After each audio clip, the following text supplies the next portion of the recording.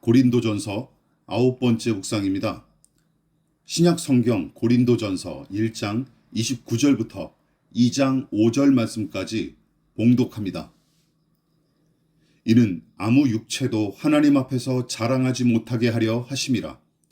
너희는 하나님으로부터 나서 그리스도 예수 안에 있고 예수는 하나님으로부터 나와서 우리에게 지혜와 의로움과 거룩함과 구원함이 되셨으니 기록된 바 자랑하는 자는 주 안에서 자랑하라 함과 같게 하려 함이라. 형제들아, 내가 너희에게 나아가 하나님의 증거를 전할 때에 말과 지혜의 아름다운 것으로 아니하였나니 내가 너희 중에서 예수 그리스도와 그가 십자가에 못 박히신 것 외에는 아무것도 알지 아니하기로 작정하였음이라. 내가 너희 가운데 거할 때에 약하고 두려워하고 심히 떨었노라. 내 말과 내 전도함이 설득력 있는 지혜의 말로 하지 아니하고 다만 성령의 나타나심과 능력으로 하여 너희 믿음이 사람의 지혜에 있지 아니하고 다만 하나님의 능력에 있게 하려 하였노라. 바울의 논리와 주장은 한 가지를 향해 달려갑니다. 그것이 바로 아무 육체도 하나님 앞에서 자랑하지 못하게 하려 하심이라 하신 이 말씀과 함께 너희 믿음이 사람의 지혜에 있지 않고 다만 하나님의 능력에 있게 하려 하였노라 하는 말씀이 이 편지 서두의 핵심입니다. 누차 언급했다시피 죄인의 구원과 거듭남에 관해 인간은 털끝만치도 기여한 바가 아예 없는 까닭에 자랑하거나 내세울 것도 전혀 없을 뿐더러 하나님의 지혜와 능력의 총체인 그리스도 예수의 십자가만이 죄인의 구원을 위한 유일무이한 방법이기에 오로지 삼위 하나님의 영광과 은혜만 드높이고 자랑하는 것이 신자의 본분이자 도리임을 내내 강조합니다. 그래서 신자의 정체성에 관해 다시금 설명하죠. 하나님께서 여러분을 그리스도 예수와 한 몸이 되게 하셨습니다. 그리스도는 하나님께서 주신 우리의 지혜입니다. 그분 덕택에 우리는 하나님과 올바른 관계를 맺었고 그분의 거룩한 백성이 됐으며 구원과 해방을 얻었습니다.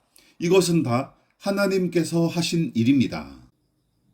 여기에 우리가 이러저러한 자격과 조건을 갖췄기에 하나님의 백성으로 부름을 받고 구원을 얻었다 하는 내용 따위는 아예 찾아볼 수가 없어요. 당연합니다. 구원은 전적으로 하나님의 소관이기 때문이죠. 또한 바울은 자기를 비롯한 전도자 일행이 처음 고린도에 도착하여 복음을 전했을 때 말과 지혜의 아름다운 것으로 전하지 않고 그저 예수 그리스도의 십자가와 그 사건에 담긴 하나님의 뜻을 단순 명료하게 전했던 일을 이 교인들이 상기하고 반성함으로써 올바른 믿음의 도리를 회복하게끔 권면하죠. 게다가 그 당시에 바울 자신이 복음을 논리 정연하면서도 담대하게 전하기는커녕 도리어 나는 약했고 겁에 질려 심히 떨었었다 하고 회고합니다. 여러분, 오죽하면 고린도에서 천막 만드는 일을 병행하며 한창 복음을 전했을 때 주께서 환상 중에 나타나 두려워서 침묵하지 말고 계속 복음을 전하라. 내가 너와 함께하겠다 하고 격려하셨겠습니까? 따라서 고린도 교회가 무슨 바울의 능력과 언변으로 세워진 것처럼 떠벌릴 수 없었고 어느 누군가에 의해 이 교회가 세워진 것처럼 생각하는 일은 그야말로 낯부끄러운 짓거리에 불과했습니다. 바울을 비롯한 전도자들은 말과 지혜의 아름다운 것으로 복음을 전하지 못했을 뿐더러 그 복음을 처음 접했던 고린도 교인들 대부분도 그다지 내세울 것이 없는 사람들이었기 때문입니다.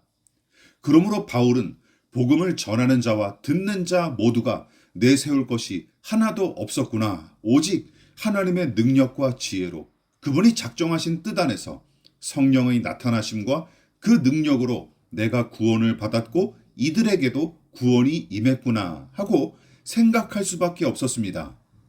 이처럼 바울은 성경적 논리와 한치의 오차도 없이 들어맞는 자신의 체험을 바탕으로 고린도 교회에 일어난 분열과 분쟁이 얼마나 믿음과 동떨어진 짓일 뿐만 아니라 심지어 하나님의 능력과 영광을 가리는 우상숭배적 작태임을 고발하며 신랄하게 비판합니다.